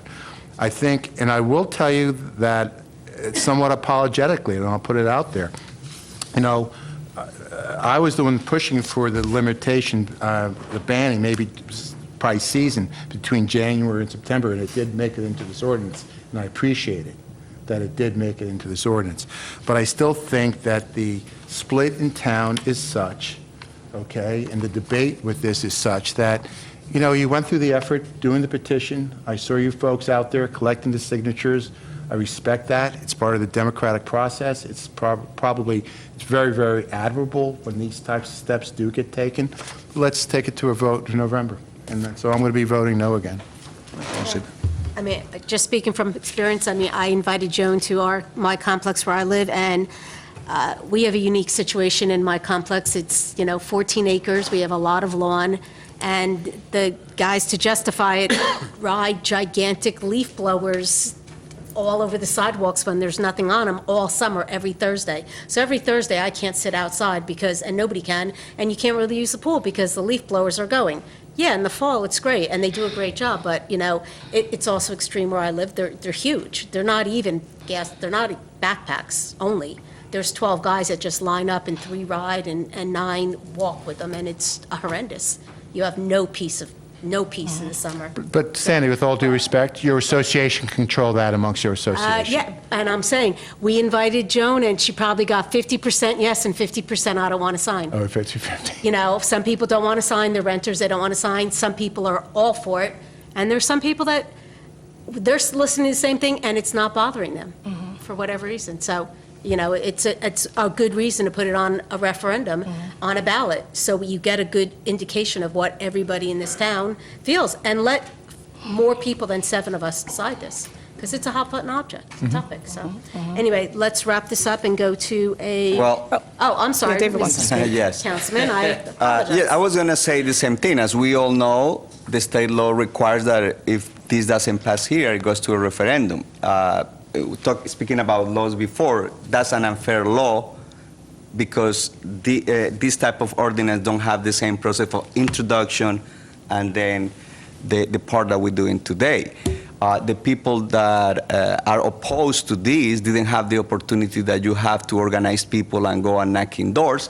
Now we have a gentleman that you might have to campaign in order to find that you have to do the work. And in order to counter what they are proposing. I don't want to go into details, but many of the things that the people who advocate these they say the facts, they're not facts. And also I have seen towns where they start banning a machine during the summer, but they never satisfy. Then they go from January to September, and then they say, no more this type of machines here. One of the person that spoke here says, well, we don't need people blowing things in those months because there is not much to do. Well, if there is not much to do, then there is no issue. And what if somebody, a neighbor, wants to do a house renovation? It will be noise for several days of several weeks from 8 a.m. to 5 p.m. And we have to deal with those things. I don't think that somebody blowing debris and leaves takes 8 hours doing that unless it's a big, condominium. But in homes, people who have big properties, they want to have their properties tidy. So it's a great effect. It's not just thinking about, I don't want that noise for 1 hour or half an hour once a week. It's more than that. So I think the referendum is important. Thank you. I just want to commend you guys for all the work that you did. I know that, it wasn't an easy task. I think you know my position on this. I think it is a hot topic item. I agree with Bob that I think it should go to referendum and let the people decide. I did want to just make a comment, though. This also, the way that it's written, there's no exceptions. So that includes DPW. So DPW would have to purchase all new equipment, all new batteries. Jillian, do you have any updated figures on what that would cost the town? I did, yeah. I'd asked our DPW superintendent to update the analysis that we talked about before, and of course, with inflation, everything's a lot more expensive. It's about $27,000, $28,000 of cost for new equipment. What I don't know, because it's kind of unclear because the technology is a little new for commercial use, is how often those batteries would have to be replaced once we buy them. I understand that from the specs that they think they'll last 1,500 charges. We don't know how many charges the batteries will need throughout the year, so I suspect that there will be ongoing costs for replacing the batteries as well. Okay. All right, I just want to say that, yes, it was a lot of work, my broken toe. But initially I thought because I had participated in collecting signatures that I had to abstain, and I was just told tonight that I do not. So thank you for the clarity. Thank you. Let's call the vote. You have anything to say? Because everybody else said something. Not at all.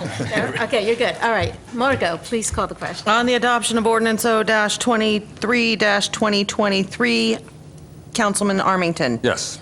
Councilwoman Cotton. Yes. Councilwoman Foster. No. Councilman Iannacone. No. Councilman Silva. No. Councilman Umbriac. No. Council President Mayer. Yes. Ordinance O-23-2023 has failed and will be placed on the November ballot for public vote. Thank you. There are 11 resolutions for adoption tonight. Would members of council like to pull any for separate consideration? I'd like to pull 112, actually 113, please. Any others? 114, please. Any others? With that, I'd ask for a motion to adopt resolution numbers 112-2023 and 115 through 122, 2023. I will make that motion. I will second. On that motion, Councilman Armington. Yes. Councilwoman Cotton. Yes. Councilwoman Foster. Yes. Councilman Iannacone. Yes. Councilman Silva. Yes. Councilman Umbriac. Yes. Council President Mayer. Yes. Motion carries. Resolution R-113-2023, resolution designating Lackawanna Place, Morristown Urban Renewal LLC, as redeveloper of the property known as Block 3602, lots 11, 12, 12.01, and 13, and Lumber Street, in the town of Morristown, authorizing the execution of a redevelopment agreement with Lackawanna Place Urban Renewal LLC. I will make a motion to adopt Resolution R-113-2023. I will second. Councilman. No comments, but I wanted to. Just want to vote. Yeah. Got it. Okay, on the adoption of Resolution R-113-2023, Councilman Armington. I'll abstain. Councilwoman Cotton.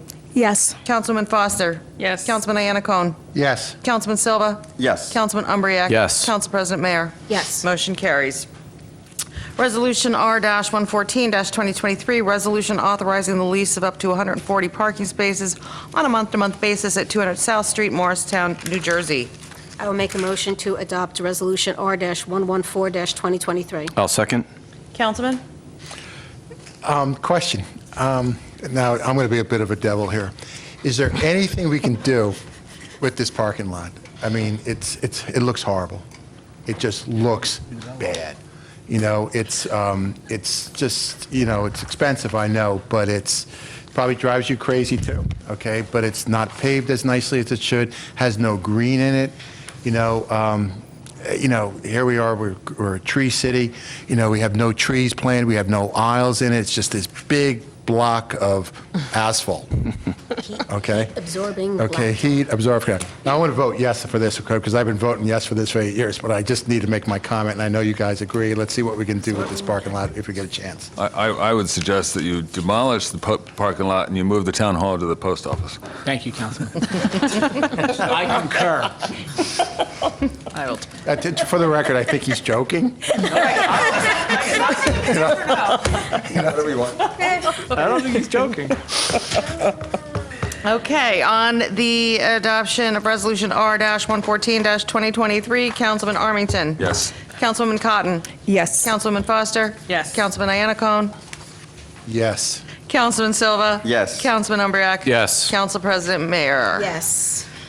Motion carries, resolution is adopted. Okay, council appointments. There is an upcoming expiration of a Morristown Housing Authority Commissioner on September 5th. So at this point, I would open the floor for nominations for a commissioner for a term beginning November 5th of 2023 and ending again September 5th, 2028. I will nominate Laura Lutz for reappointment to the Housing Authority. I'll second. Are there any other nominations? I'd like to nominate Miss Brenda Bankhead. Okay, I guess going alphabetically. Just a question. Oh, sure. I understand Ms. Lutz she's a Incumbent. And just, do you recall, under what conditions have we removed incumbents in the past at the Housing Authority level? To my knowledge, since my tenure, the only time that commissioners have been removed is when they did not complete the required coursework within the prescribed 18 months, and then they were excused from the commission. From the authority. You know, I go to these meetings, so I'd like to comment. I do go to these meetings, and I will tell you that Ms. Lutz is always prepared. Councilman, once again, I apologize to interrupt. Are we closing the nominations Oh, we are. before we begin the... That's a good idea. Thank Let's you, just Tom. close nominations before we Close move. nominations for Thank you. the Housing Authority, and we have 2 nominations. And Mr. Iannacone, you'd like to comment? Now? No. Yes, you Okay, may. good. I've been going to these meetings, as you know, and I will tell you, Ms. Lutz has been prepared for the meetings. Her questions are always insightful, and I do think she raises some important issues. And I'm glad, because quite frankly, there's about 2 people on that Morristown Housing Authority who are very actively participating, at least at the meetings. I'm not going to comment on their activity outside the meetings, but Ms. Lutz is, I think, very well deserving for reappointment. And I think she's proven herself in the last few months filling that interim role that she's qualified for this commission. Thank you. Council President, if I could just clarify one point. The question was raised by Councilman Armington that the only instance where someone has not been reappointed is because they failed to meet the requirements of the classes required. Just understand that the council is not bound by that in any way, that you can vote for either nominee tonight, and you're perfectly, you're able to do in so. fact, I mentioned before earlier this evening, I think there's a distinct need for certain types of people on that Morristown Housing Authority as it has evolved with its new role. And it may be wise at some point with a right candidate that somebody may have to get bumped, okay, to get that knowledge base, to get that voice, to get that protection onto that authority. And also, lifetime appointments aren't always the best thing for the town. We should be developing young people, okay, getting young people involved so young people will be able to grow in public service and actually help contribute to the town and to the future.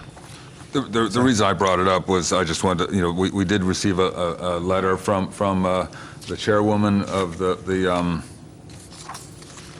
Housing Authority, and I wanted to make sure that there was no. It seemed like the letter was expressed that the values of Ms. Lutz did not align clearly with the values of the chairwoman, as opposed to what I would call something significantly, such as she hasn't met her qualifications, or there are conflict of interest complaints, or anything to that effect that would be, historically we have reappointed incumbents unless there have been a clear record of something wrong, and I didn't get that sense from the letter. I appreciate that the characters don't align, but I don't think that's necessarily justification for a removal, in my opinion. Thank you. Anybody else? No, I mean, I hear you guys, and Bob, I know that you always, push for, the education, professional experience, background, that kind of thing. While I do appreciate, that those are, the opinions of you and what you feel the board needs, I also think that, we should also consider that we need people that are, community-oriented, that, these people that are on the boards, commissioners, I never see them at any of the community events down there. I don't know that they visit any of the properties. I mean, I understand the financial aspect of it, but I just want to get away from discouraging residents to apply because they feel like they don't have a certain level of education, a certain license behind your name, a certain title. I mean, I don't think that you have to be a brain surgeon to serve our community on any boards. There's nothing in the job description when the postings go out that say that, we have to have or we need all these requirements. And it goes back to my conversation back when we had the discussion about, previous appointments. If that is the direction, and could clarify me if I'm wrong, do we even have that authority to stipulate what we should be looking for in candidates when it comes to appointing on these boards? Because, again, we go through this all the time, and it's always when we appoint somebody to the Housing Authority that they have to have all of these high-level credentials. We don't talk about it with the Board of Adjustment. We don't talk about it at the Planning Board level. We don't talk about it at the Environmental Commission level. It's always the Housing Authority. So I just want some clarification as to when do we go this route of, or how do you go this route of, if you want to start requiring education as a part of the job description or the vacancy, it should be noted in the application process. I'm sorry, Councilwoman, you're absolutely right. There is no requirement, there's no educational requirement to serve as a Housing Authority Commissioner. If someone has a personal requirement, they can have that, but as a body, as a board, there is no requirement. There's no legal requirement, and there's nothing codified in the Morristown Code that requires that educational background. Let's just make something real clear. Wait a minute. The mayor appoints planning board and environmental. That's not our appointment. I just want that on the I also record. appoint housing. We appoint, no, I said we don't, you appoint I planning. also appoint housing. Right, but we appoint 5 of the people for housing. There's 2, there's a governor, there's a mayor, and we appoint parking, Board of Adjustment, Zoning Board of Adjustment, and the house. It just always seems like you are the general spokesperson for who goes on the Housing Authority Board. No, actually, when you look at the Housing Authority Board, the majority of the people are residents. The majority of the people were elected by this council. I'm advocating for one person because I have to tell you, you know what, something, Sheba? The complexity of that transaction is brain surgery, okay? I can't figure it out, okay? I don't think any of us can figure this out. You need to get somebody on there. They're going to have a corpus of $30 million that they're responsible for steering, okay? You need some talent. You need diversity on the councils.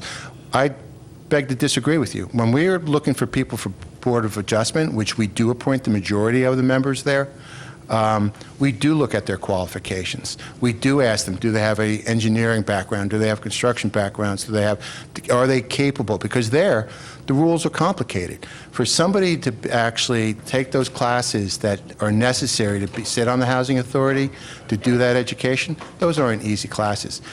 Similarly, one of the things we encourage people to do when they go on the zoning board is to basically learn land use law. Okay, and they do go through that. They go through a lot of that training.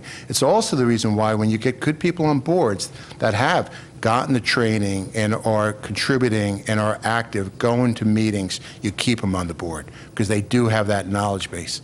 But you need diversity on this board. We do not have anybody on that Housing Authority right now that really has a lot of financial insight at a time where the monies, which are very important, very, very important to sustain the housing in this town, to sustain what we want to do in the future, we've got to get somebody who's going to protect that corpus. Well, it's about that, and it's about But you've quality got- of life. But you've got 4 residents on that board right now, okay? That's a lot. Well, only residents can go on the board. No. Since when?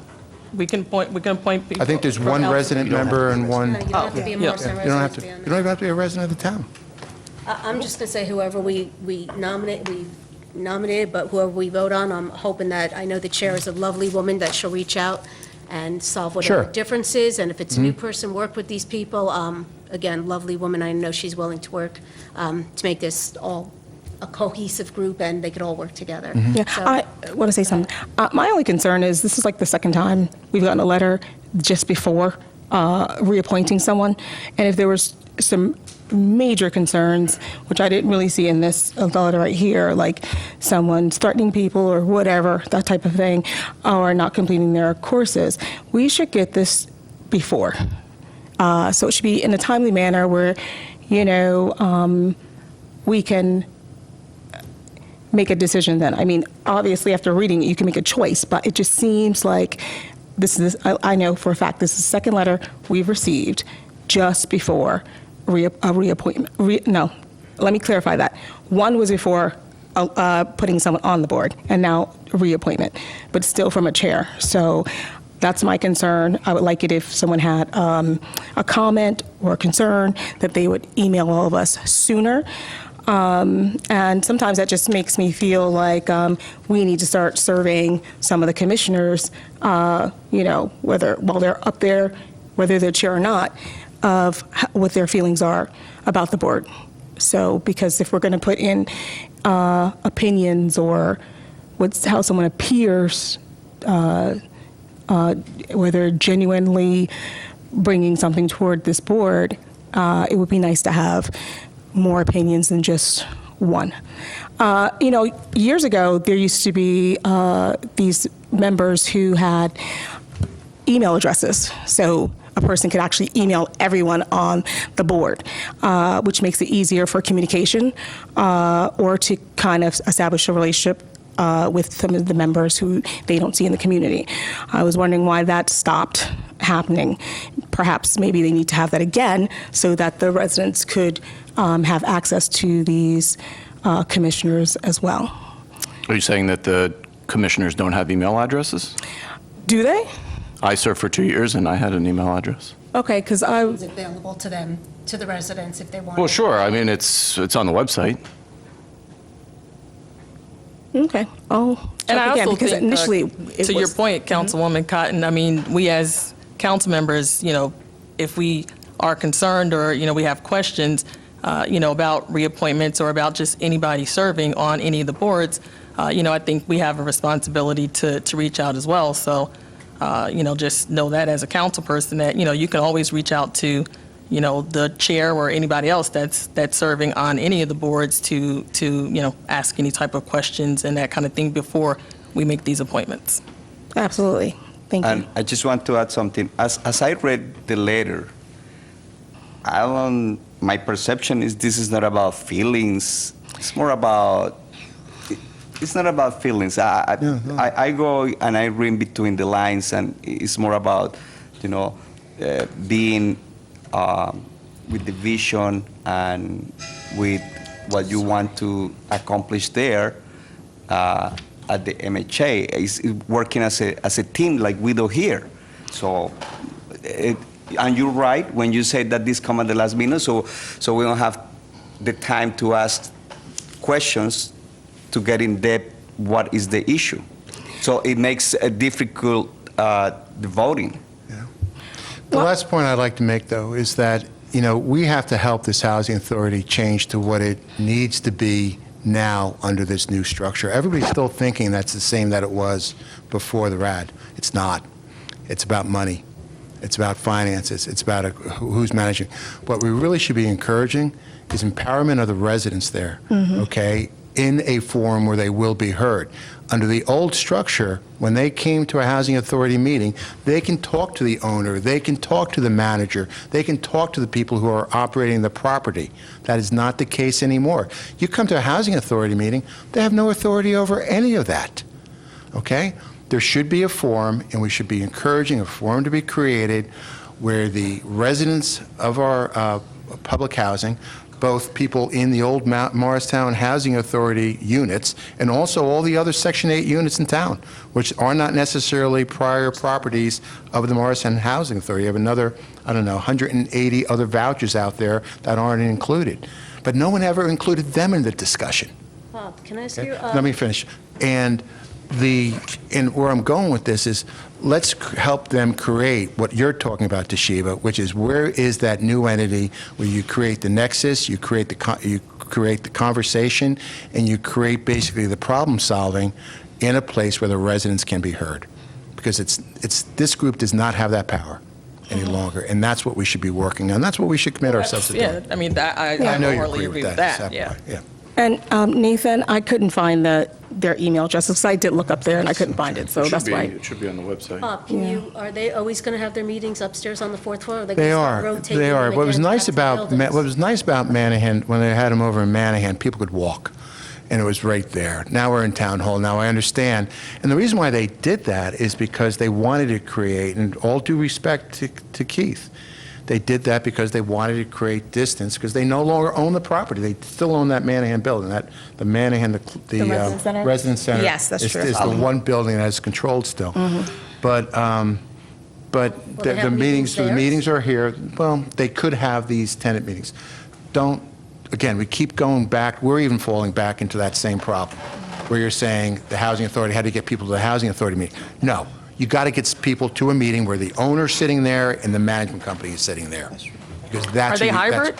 Can you call in still, or are they all in person? They're not hybrid, no. I don't think they're hybrid, no. But again, you got to create the forum for the residents. And that's what we should be working on. Are we ready to take a vote?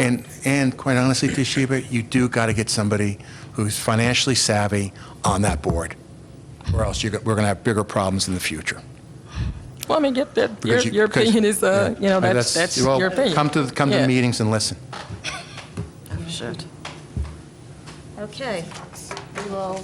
Okay, so going in alphabetical order on the appointment of Ms. Bankhead as Commissioner to the Morristown Housing Authority for a term ending September 5th, 2028. Councilman Armington. No.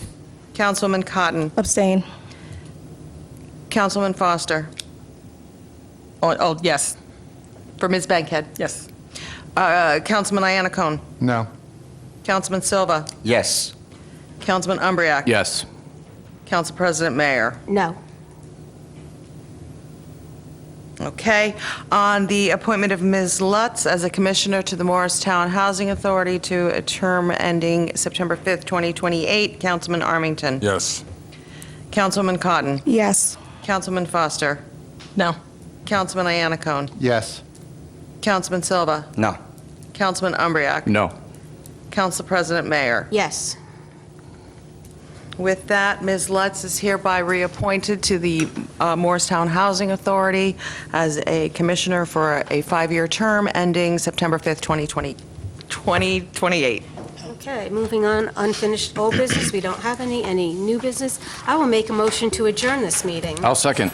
All in favor? Aye. Opposed? Thank you, everybody. It's been a long night. Have a good evening. Meeting adjourned. Meeting adjourned.